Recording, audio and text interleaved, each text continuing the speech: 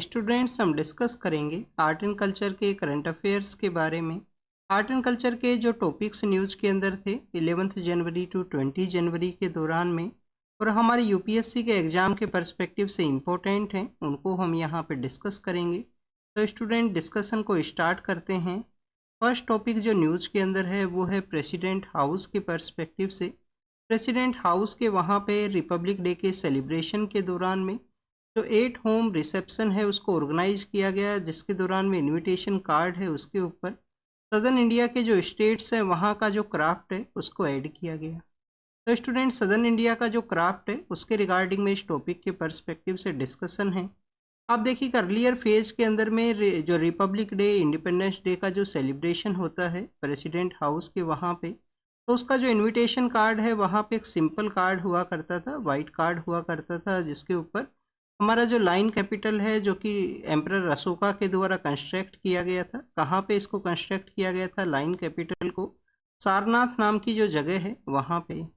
आप देखिए कि लाइन कैपिटल को ही हमारा जो नेशनल एम्बलम है उसके भी पार्ट के रूप से ऐड किया गया है। उसके डाउन साइड के ऊपर आपको सत्यमेव जयते जो वर्ड है वो आपको देखने के लिए मिलता है, जिसको कि कहाँ से कैरी किया गया है?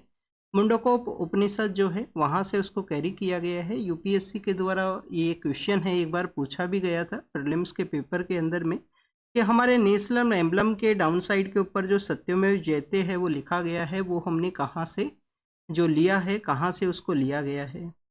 स्टूडेंट्स लाइन कैपिटल है वो कहाँ पे सिचुएटेड है? सारनाथ के वहाँ पे सिचुएटेड है। अब आप देखिए कि सारनाथ नाम की जो जगह है ये भी जो लॉर्ड बुद्धा हैं, भगवान बुद्ध हैं, उनके पर्सपेक्टिव से इम्पोर्टेंट है, क्योंकि इसी प्लेस के ऊपर में उनके द्वारा अपना जो फर्स्ट सेरेमन है उसको डिलीवर किया गया था। काफ़ी बार आपसे क्वेश्चन पूछे जा सकते हैं भगवान बुद्ध से रिलेटेड जो 4 इम्पोर्टेंट प्लेसेज हैं उनका बर्थ कहाँ पे हुआ था। लुम्बिनी के अंदर उनका बर्थ है स्टूडेंट्स। फिर उसके बाद में उनको जो एनलाइटमेंट है, जो ज्ञान का उनको प्राप्ति हुआ, वो कहाँ पे हुआ? बोध गया, जो कि बिहार के अंदर सिचुएटेड है। फिर आप देखिए कि उनके द्वारा जो फर्स्ट सेरेमन है वो सारनाथ के अंदर किया गया था, जो कि eastern part of Uttar Pradesh है वहाँ पे सिचुएटेड है। और उनका जो महापरिनिर्वाण है, उनका जो डेथ है, वो आपको कहाँ पे देखने के लिए मिलेगा? कुशीनगर है, जो कि गोरखपुर के पास में सिचुएटेड है उत्तर प्रदेश के अंदर में। तो आप देखिए कि कुशीनगर है जो उत्तर प्रदेश के वहाँ पे है। अब आपका यहाँ पे एक होमवर्क है। होमवर्क आपका क्या है? होमवर्क आपका ये है कि जो भगवान बुद्ध के ये जो 4 इवेंट है लाइफ के, बर्थ होना, एनलाइटमेंट उनका जहाँ पे हुआ, फर्स्ट सेरेमन है और उनका जो महापरिनिर्वाण है, कि किस महाजनपद के अंडर में ये जो एरिया है वो हुआ करते थे। तो महाजनपदाज हैं उनको आप यहाँ पे करेक्टली वे के अंदर में पेयर कीजिए इन प्लेस के रिगार्डिंग। अब आप देखिए कि अर्लियर फेज के अंदर में इस तरीके का जो इनविटेशन कार्ड है वो हुआ करता था, जिसके ऊपर लाइन कैपिटल को यूज करते हुए वाइट कार्ड को यूज किया जाता था। अभी रिसेंटली यहाँ पे हमारे जो 75 ईयर्स का जो जर्नी है, रिपब्लिक ऑफ इंडिया के जो 75 ईयर्स है वो कंप्लीट हुए हैं। तो 8 होम रिसेप्शन के अंदर में नेशनल इंस्टीट्यूट ऑफ डिजाइन के थ्रू कुछ चेंजेस को कैरी आउट करते हुए सदर्न इंडिया के जो क्राफ्ट है उसको यहाँ पे यूज किया गया है। स्टूडेंट्स कौन सा क्राफ्ट है उसको यूज किया गया है? सदर्न स्टेट्स का। बेसिकली वो प्रोडक्ट जिनको कि जीआई टैग का स्टेटस है, जोग्राफिकल इंडिकेशन का जो स्टेटस है वो दिया गया है जिन्हें प्रोडक्ट्स को। क्या आप देखिए कि जो हमारा वन डिस्ट्रिक्ट वन प्रोडक्ट का जो स्कीम को लॉन्च किया गया था गवर्नमेंट के द्वारा, हर एक एरिया से जो प्रोडक्ट को स्पेशल रिकॉग्निशन को कैरी आउट करने की रिगार्डिंग में, या उस प्रोडक्ट का जो कंट्री के अंदर में अदर जो पार्ट्स है वहाँ पे उसका जो कंजप्शन है, उसका जो डिमांड है वो इंक्रीज हो सके, उसके रिगार्डिंग में ये जो स्कीम है, जिसको कि कोविड-19 के समय में 2020 के दौरान में जो आत्मनिर्भर भारत का जो कॉन्सेप्ट है उस समय इसको लॉन्च किया गया था। तो उन सब प्रोडक्ट्स को बेसिकली यहाँ पे जो क्राफ्ट है उसके अंदर में ऐड किया गया है, इनविटेशन कार्ड के ऊपर में शो है वो किया गया है। जीआई टैग के बारे में एक आपको जानकारी ये होना चाहिए, यूपीएससी वैसे इस पे क्वेश्चन है वो पूछ चुका है, 2018 के प्रीलिम्स के अंदर भी पूछा था, इससे रिलेटेड क्वेश्चन है। फर्स्ट जो जीआई टैग है वो इंडिया के अंदर में किस प्रोडक्ट को दिया गया था? तो फर्स्ट जीआई टैग है, आप देखिए कि दार्जिलिंग का जो टी है, दार्जिलिंग का जो टी है उसको फर्स्ट जीआई टैग का स्टेटस है वो दिया गया। जीआई टैग का जो स्टेटस है वो कितने समय के लिए हुआ करता है किसी प्रोडक्ट के पर्सपेक्टिव से? आप देखिए कि 10 ईयर्स के रिगार्डिंग में वो प्रोडक्ट को जीआई टैग का स्टेटस है वो दिया जाता है, और इसके बाद में उसको एनफ टाइम के लिए जो रिन्यू है वो करवाया जा सकता है। सदर्न इंडिया का जो क्राफ्ट है उसके रिगार्डिंग में अगर हम यहाँ पे डिस्कस करें तो आप देखिए कि जो कलमकारी पेंटिंग है या कलमकारी जो पेंटिंग है उसको यहाँ पे यूज किया गया है। कलमकारी पेंटिंग बेसिकली क्या है स्टूडेंट्स, आप देखिए कि जो कलम है, कलम किसको बोला जाता है, पेन के लिए जो वर्ड है कलम वो यूज किया जाता है। तो यहाँ पे जो बम्बू है, जो बांस है, उसका यहाँ पे जो पेन है उसको यूटिलाइज किया जाता है इस पेंटिंग को कैरी आउट करने के रिगार्डिंग में। स्टूडेंट्स, क्या कलमकारी जो पेंटिंग है वो कहाँ पे प्रैक्टिस हुआ करता है? आप देखिए कि आंध्र प्रदेश के अंदर में 2 इसका स्कूल है, एक तो मछलीपट्टनम है और एक श्रीकाल हस्ती का जो एरिया है वहाँ पे इसका जो पेंटिंग का स्कूल है, ये जो इम्पोर्टेंट प्लेसेज हैं कलमकारी पेंटिंग के रिगार्डिंग में वो सिचुएटेड हैं।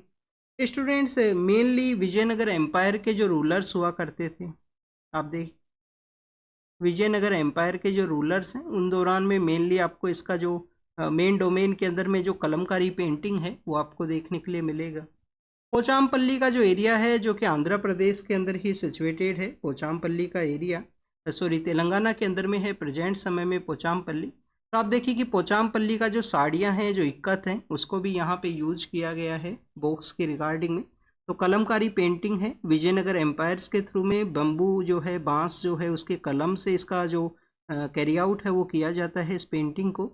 पोचामपल्ली किसके लिए फेमस है? आप देखिए कि हमारे इंडिपेंडेंस के बाद में काफ़ी सारे ऐसे सेक्शन हैं हमारी सोसाइटी के जिनको कि प्रॉपर जो ज़मीन है वो नहीं था, प्रॉपर उनको जो लैंड है वो नहीं था। तो सभी लोगों के पास में लैंड का एक अवेलेबिलिटी हो, और उस समय में आप देखिए कि एग्रीकल्चर मोर डोमिनेटेड हमारा जो ऑक्यूपेशन है वो हुआ करता था। आज भी हमारा अराउंड द 50% के आसपास पॉपुलेशन का जो एंगेजमेंट है वो एग्रीकल्चर के अंदर ही है। तो स्टूडेंट्स, उस दौरान में सभी लोगों को प्रॉपर जो ज़मीन है वो प्रोवाइड किया जाए, उसके रिगार्डिंग में आप देखिए कि विनोबा भावे नाम के जो हमारे लीडर हैं, विनोबा भावे, उनके द्वारा एक मूवमेंट को चलाया गया था जिसको कि हम जानते हैं भूदान। भूदान मीन्स कि ज़मीन को डोनेट करना है, जितना आप दान कर सकते हो लोगों से, एक इस तरीके से एक आप देखिए कि वॉलंटरी बेसिस पे जो डोनेशन का जो कॉन्सेप्ट है वो लाया गया था। फिर उसका भूदान का जो नेक्स्ट पार्ट है वो विलेज दान है, ग्राम दान के रूप से आपको देखने के लिए मिलेगा। तो पोचामपल्ली का जो एरिया है जो तेलंगाना के अंदर सिचुएटेड है, वहाँ से ये स्टार्ट हुआ है। तो स्टूडेंट्स, क्राफ्ट के ऊपर में कलमकारी पेंटिंग है, पोचामपल्ली इक्कत है, उसको यूज किया गया उस जो इन्विटेशन बॉक्स है उसके ऊपर में। नेक्स्ट आप देखिए कि यहाँ पे मैसूर का जो गंजीफा आर्ट है जो कि डेकोरेशन के पर्सपेक्टिव से यूज हुआ करता है। अर्लियर फेज के अंदर में हमारी काफ़ी सारी जो बुक्स हैं रामायण एंड महाभारत, उसको भी आप देखिए कि डेकोरेट करने के पर्सपेक्टिव से, या प्लेइंग कार्ड जो हुआ करते हैं, आपने जो कार्ड्स अगर देखे होंगे तो कार्ड्स के ऊपर में जिस तरीके से जो डेकोरेट किया जाता है वहाँ पे डिफरेंट डिफरेंट कार्ड्स को, तो ये गंजीफा आर्ट का ही वो डेकोरेशन है, गंजीफा आर्ट के थ्रू ही वो देखने के लिए मिलता है जो कि मैसूर के वहाँ पे प्रैक्टिस हुआ करती है। तो मैसूर का जो गंजीफा आर्ट है उसको भी यहाँ पे जो लगाया गया है इनविटेशन कार्ड के ऊपर में, इनविटेशन जो रिसेप्शन कार्ड है उसके ऊपर में। गंजीफा आर्ट आप देखिए कि वोडियार जो डायनेस्टी है मैसूर के, वहाँ पे डिफरेंट जो डायनेस्टीज हैं जिसके अंदर में एक इम्पोर्टेंट है वोडियार डायनेस्टी। आप देखिए कि इसी वोडियार डायनेस्टी को पावर से रिमूव करते हुए कौन पावर के अंदर में आते हैं? हैदर अली पावर के अंदर में आएंगे, और हैदर अली के बाद में कुछ समय के लिए उनके जो सन हैं टीपू सुल्तान, वो पावर के लिए रहेंगे। हैदर अली हैं, टीपू सुल्तान हैं, टीपू सुल्तान हैं। और आप देखिए कि जब इनका डिफीट होता है टीपू सुल्तान का 1799 के समय में, श्रीरंगपट्टनम का जो एरिया है वहाँ पे इनका डिफीट होता है। उसके बाद में ब्रिटिश अथॉरिटीज़ के द्वारा फिर से इसे वोडिया डायनेस्टी है उसको पावर के रूप से वहाँ पे इस्टेब्लिश है वो किया जाएगा। तो गंजीफा आर्ट का प्रैक्टिस कहाँ से है? मैसूर से है। आपसे ये जो आर्ट का जो एरिया है उसको प्लेस, जिस प्लेस से वो रिलेट करती हैं वैसे भी क्वेश्चंस पूछे जा सकते हैं। कांचीपुरम का जो सिल्क है, कांचीपुरम का जो सिल्क है उसको भी यहाँ पे लगाया गया है, उसका भी यूज़ किया जाएगा, हैंडमेड सिल्क का। स्टूडेंट्स, इसके अलावा आप देखिए कि आंध्र प्रदेश के एरिया से जो हमारे जो टॉयज़ हैं जो कि वुडन टॉयज़ के रूप से हैं, पीएम सर के द्वारा काफ़ी बार इन टॉयज़ को प्रमोट भी किया जाता है। हमारे जो कंट्री के ही आप देखिए कि जो टॉयज़ हैं उनको प्रमोट कर सकें, जो अदर कंट्रीज़ हैं स्पेशली चाइना से आने वाले जो टॉय हैं उनको जैसे कि सब्जुगेट है वो किया जा सके। तो ये जो टॉय हैं वो कहाँ से हैं? आंध्र प्रदेश के अंदर में आप देखिए कि एक एरिया है जिसको कि हम अनक्कापल्ली जो डिस्ट्रिक्ट का एरिया है, विशाखापट्टनम के नियर बाई एरियाज़ के अंदर में अनक्कापल्ली डिस्ट्रिक्ट का एरिया है जहाँ पे ये एतिकोप्पा जो टॉयज़ हैं वो कंस्ट्रक्ट किए जाते हैं, जिनको कि काफ़ी बार एतिकोप्पा बोमालू के नाम से भी जानते हैं। एतिकोप्पा बोमालू के नाम से भी इनको जानते हैं। तो इनको यहाँ पे यूज किया गया है। केरला के जो आर्टिस्ट हैं उनका जो स्क्रू पाइन जो लीव्स हैं उसको यूज किया गया है। एक बार स्टूडेंट्स एतिकोप्पा जो टॉयज हैं या एतिकोप्पा जो बोमालू हैं उनके बारे में डिस्कस करते हैं।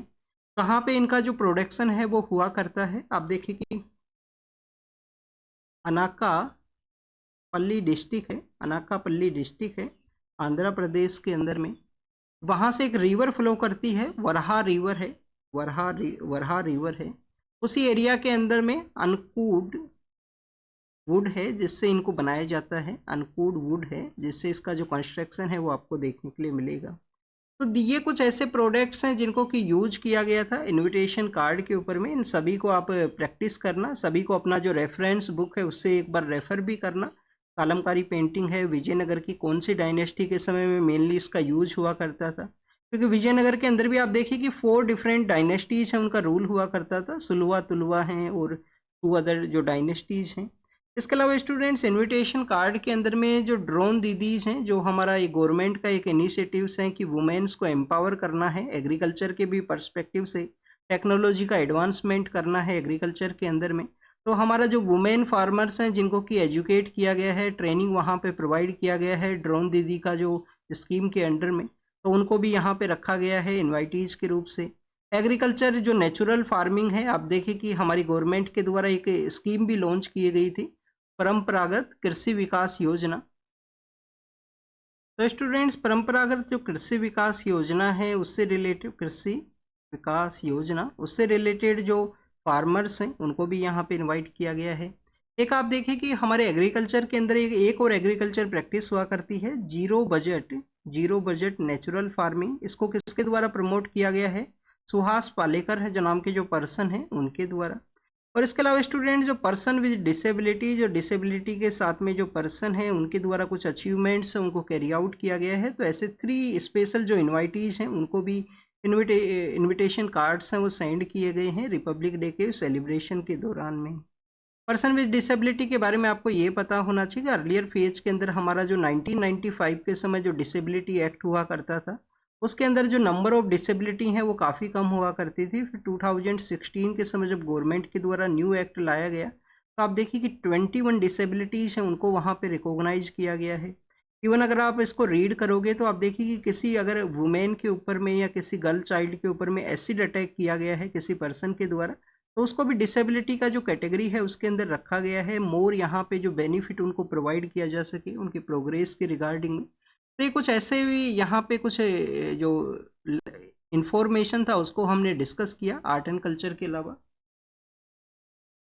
नेक्स्ट अगर हम डिस्कस करें स्टूडेंट्स तो नेक्स्ट न्यूज है श्री नारायण SNDP मूवमेंट के बारे में। श्री नारायण धर्म परिपालना है।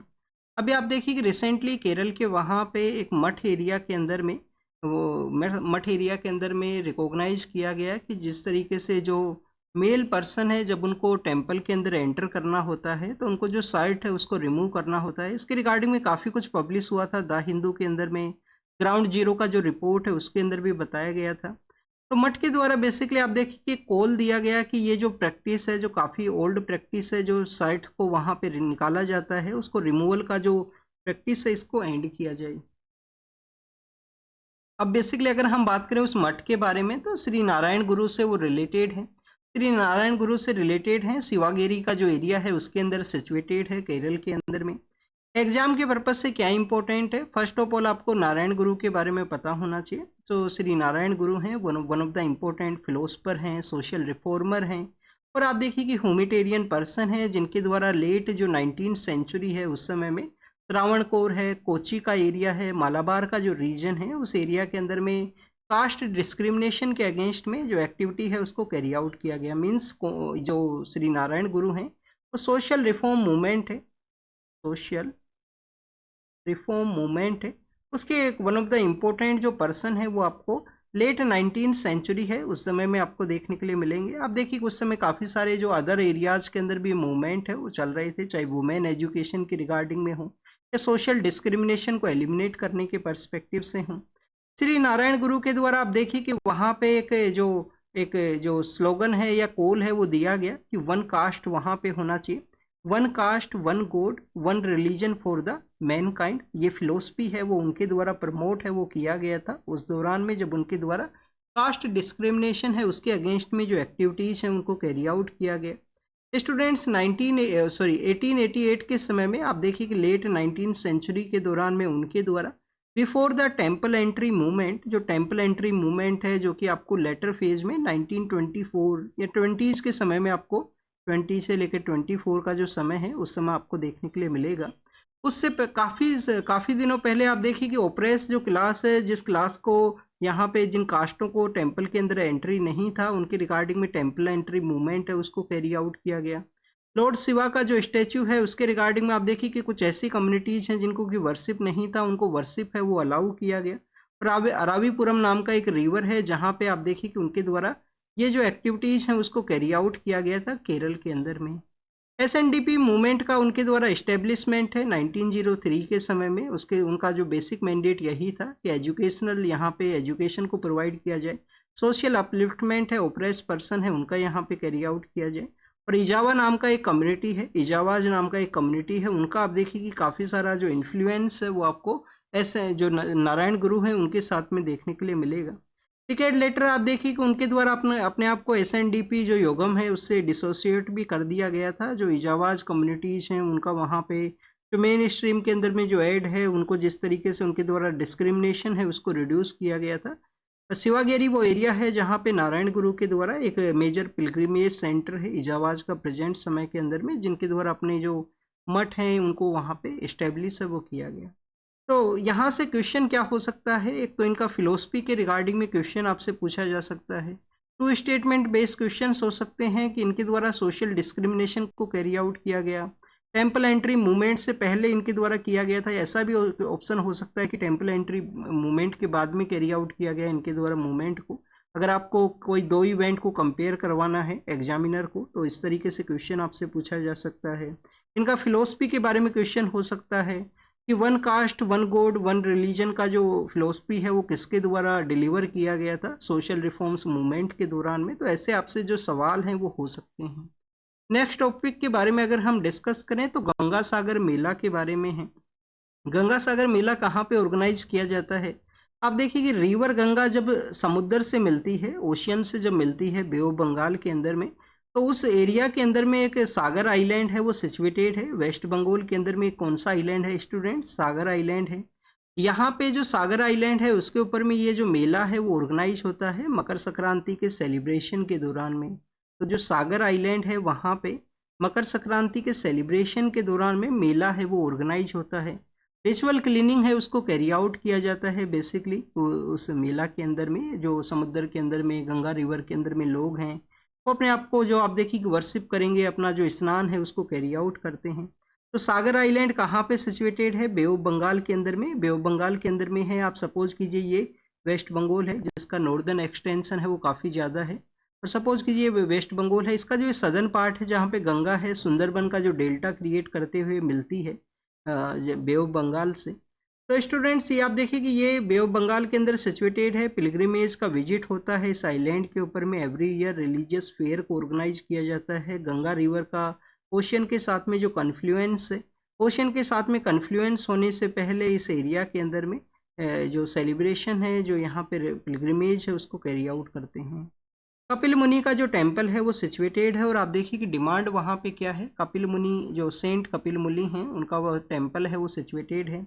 डिमांड ये है कि गंगा सागर मेला को जो नेशनल मेला का जो स्टेटस है वो दिया जाए। अभी भी वेस्ट बंगाल गवर्नमेंट के द्वारा डिमांड किया गया था कि इसको नेशनल मेला का स्टेटस हो। सागर आइलैंड के साथ में जो कनेक्टिविटी है उसको बूस्ट किया जाए गवर्नमेंट के द्वारा। और भी काफ़ी कुछ उनका डिमांड्स हैं वहाँ पे। इसके अलावा आप देखिए कि स्टूडेंट्स रिसेंट ईयर्स के अंदर में जो क्लाइमेट चेंज है वो रियल है। क्लाइमेट चेंज का इम्पैक्ट आपको देखने के लिए मिलेगा।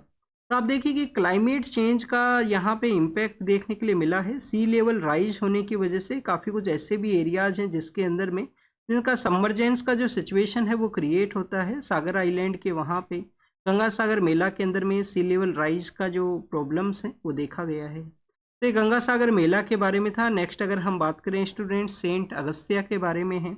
सेंट अगस्त्या अभी आप देखिए कि न्यूज़ के अंदर में इस वजह से थे कि रिसेंटली जो काशी तमिल जो समागम है, काशी तमिल जो समागम है, जो कि हमारा एक भारत श्रेष्ठ भारत का जो फिलोसफी है उसको ये प्रमोट करता है। कंट्री के अंदर में नॉर्थ टू साउथ के अंदर में जो कॉन्टैक्ट है, जो कनेक्टिविटी है, उसको ये बूस्ट करता है, चाहे वो कल्चरल पर्सपेक्टिव से हो।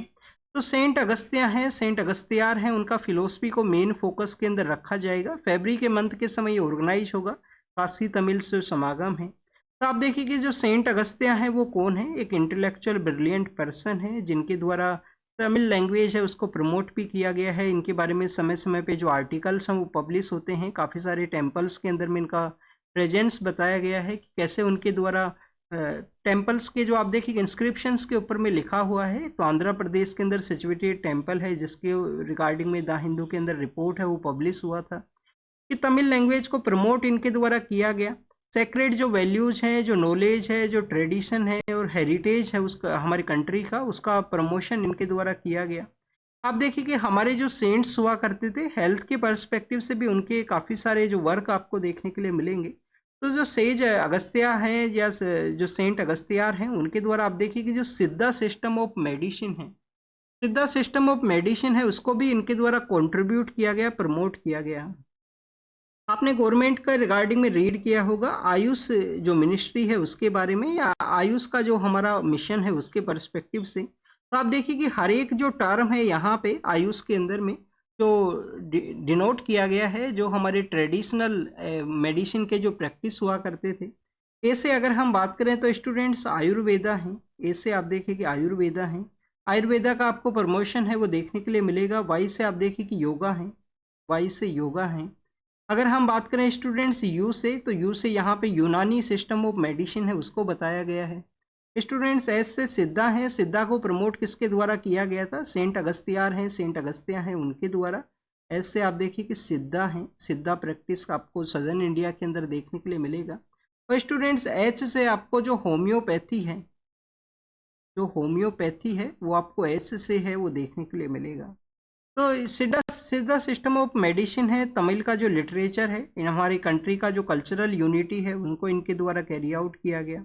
संस्कृत इंस्क्रिप्शन इनका बेसिकली आप देखिए कि पेनुकोंडा के अंदर में रिवील होता है कि इनका नॉर्थ टू साउथ जो कनेक्टिविटी है वो हुआ करता था। तो ये एक इंस्क्रिप्शन है जो मिला है, उसके अंदर में इनका जो ट्रेड जर्नी है उसको ये बताया करते हैं कि सेंट अगस्त्या के द्वारा नॉर्थ टू साउथ का जो कनेक्टिविटी है उसको बूस्ट किया गया था उनके टाइम पीरियड के दौरान।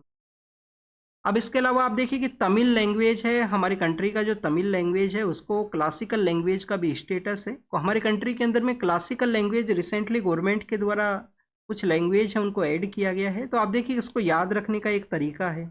अर्लियर फेज के अंदर 6 लैंग्वेज हैं वो हुआ करती थी क्लासिकल लैंग्वेज। तमिलनाडु के वहाँ पे कौन सा लैंग्वेज बोला जाता है स्टूडेंट, तमिल लैंग्वेज बोला जाता है तमिलनाडु के वहाँ पे। फिर आप देखिए कि केरल के वहाँ पे कौन सा लैंग्वेज है, वो मलयालम है स्टूडेंट्स, मलयालम है। फिर आप देखिए कि आपको जो कर्नाटका का एरिया है वहाँ पे कौन सा लैंग्वेज देखने के लिए मिलेगा, वहाँ पे आपको कन्नड़ लैंग्वेज देखने के लिए मिलेगा, कन्नड़ा। फिर आप देखिए कि जो तेलंगाना एंड आंध्र प्रदेश है वहाँ पे तेलुगु लैंग्वेज है। तेलुगु स्पीकिंग का स्टेट भी क्रिएट करना था, पोटी श्री मालू के द्वारा प्रोटेस्ट किया गया था तेलुगु स्पीकिंग पीपल्स के लिए। तो ये यहाँ पे जो 4 लैंग्वेज है सदर्न पार्ट ऑफ इंडिया का। फिर ओडिया जो लैंग्वेज है जो उड़ीसा के वहाँ पे बोला करते हैं, ओडिया है। रेस्ट पार्ट ऑफ इंडिया के अंदर में आप देखिए कि संस्कृत लैंग्वेज है। तो इस तरीके से 6 जो हैं अर्लियर फेज का लैंग्वेज हुआ करते थे। इसके अलावा अब गवर्नमेंट के द्वारा रिसेंटली 5 जो लैंग्वेज हैं जिनको कि क्लासिकल लैंग्वेज के रूप से ऐड किया है। 5 नई लैंग्वेज ऐड हुई हैं। कौन सी स्टूडेंट्स, मराठी है, मराठी का तो डिमांड था, आप देखिए क्लासिकल लैंग्वेज का स्टेटस उनको दिया जाए। बंगाली है, मराठी है, बंगाली है, आसामीज हैं, आसामी हैं। इसके अलावा स्टूडेंट्स पाली और प्रकृत है, इसके अलावा पाली और प्रकृत है। तो ये इस तरीके से आप देखिए कि पाली और प्रकृत हैं, 6 लैंग्वेज हैं वो दी गई हैं। जब आप प्रकृत लैंग्वेज के बारे में रीड करोगे तो एक क्वेश्चन आपसे काफ़ी बार पीसीएस एग्जाम्स के अंदर भी पूछा जाता है कि जो प्रकृत लैंग्वेज है इस जो डायनेस्टी का ऑफिशियल लैंग्वेज हुआ करता था। क्या जो सातवाहना जो डायनेस्टी है जिसमें हाला के द्वारा इसको इस्टेब्लिश किया गया, मदर का जो नेम है उसका भी इम्पोर्टेंस है सातवाहनाज के अंदर में। और अमरावती स्कूल ऑफ जो आर्किटेक्चर है वो आपको देखने के लिए मिलेगा। मदर का इम्पोर्टेंस किस तरीके से है स्टूडेंट्स, गौतमीपुत्र सतकर्णी, आप देखिए कि जो सतकर्णी जो रूलर हैं, तो उनको उनका जो मदर का जो नेम है कि गौतमी का वो बेटा है, गौतमीपुत्र सतकर्णी, इस तरीके से आपको नेम है वो देखने के लिए मिलता है। तो स्टूडेंट्स ये बेसिकली सेंट अगस्तियार के बारे में था। 14 जनवरी का जब डे का सेलिब्रेशन होता है तो काफ़ी सारे जो फेस्टिवल्स हैं उनको सेलिब्रेट किया जाता है हमारे कंट्री के डिफरेंट डिफरेंट पार्ट्स के अंदर में। जैसे कि आप देखिए कि तमिलनाडु के वहाँ पे आपको पोंगल का जो सेलिब्रेशन है वो आपको देखने के लिए मिलेगा। संक्रांति का जो सेलिब्रेशन है, संक्रांति जो फेस्टिवल है उसको सेलिब्रेट किया जाता है वेस्ट बंगाल, कर्नाटका इन आंध्रा के वहाँ पे। लोहड़ी का जो सेलिब्रेशन है वो पंजाब के अंदर में, या पंजाबी जो कम्युनिटीज़ हैं वहाँ पे हुआ करता है, जो कि रेस्ट पार्ट ऑफ इंडिया के अंदर भी रहा करते हैं। मकर संक्रांति है जो कि महाराष्ट्र के वहाँ पे है। गुजरात के अंदर में इसको उत्तरायण के नाम से सेलिब्रेट करते हैं, और अदर पार्ट के अंदर भी मैक्सिमम जो अदर पार्ट है नॉर्दर्न पार्ट ऑफ इंडिया के जो स्टेट्स हैं वहाँ पे इसको मकर संक्रांति के रूप से सेलिब्रेट करते हैं। और स्टूडेंट्स हमारा जो आसाम का एरिया है वहाँ पे बिहू के रूप से, बिहू का जो फेस्टिवल है, ये जो कंप्लीटली जो फेस्टिवल्स हैं वो कैसे हैं स्टूडेंट्स, हार्वेस्ट फेस्टिवल्स हैं मैक्सिमम पार्ट के अंदर में। नॉर्दर्न पार्ट ऑफ इंडिया के अंदर में तो आप देखिए कि हार्वेस्टिंग आपको लेटर फेज के अंदर देखने के लिए मिलेगा, बट जो मैक्सिमम पार्ट्स हैं वहाँ पे हार्वेस्ट के फेस्टिवल्स के रूप से इनको सेलिब्रेट है वो करते हैं। इसी दौरान में, इसी मकर संक्रांति के सेलिब्रेशन के समय में मकरा विलक्कू नाम से जो फेस्टिवल है उसको ऑर्गेनाइज किया जाता है केरल के वहाँ पे। जो सबरीमाला के अंदर में अयप्पा, जो लॉर्ड अयप्पा हैं उनका जो सेलिब्रेट हैं बेसिकली स्टूडेंट।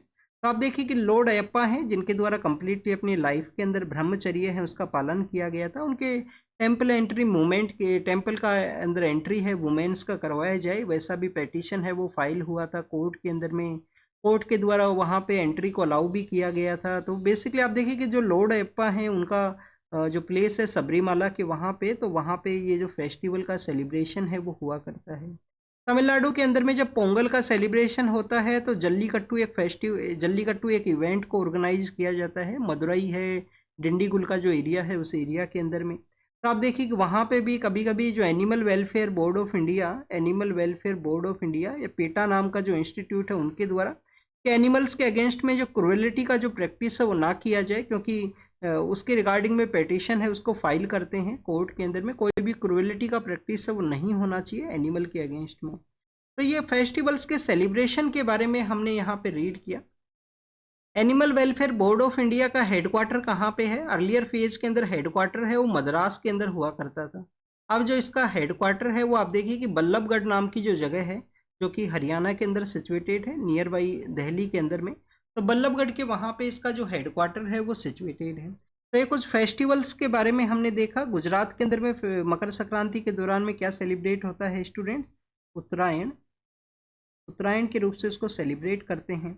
अब आप देखिए कि सेलिब्रेट किस तरीके से करते हैं। आपको यहाँ पे सन का जो मूवमेंट है, वैसे सन तो आप देखिए कि कांस्टेंट है, अर्थ का मूवमेंट हुआ करता है, बट स्टूडेंट जब आप ऑब्जर्व करोगे तो आपको जो सन का एक मूवमेंट है वो देखने के लिए मिलेगा कि सन है जो उसका राइजिंग है वो दक्षिण से हुआ करता है।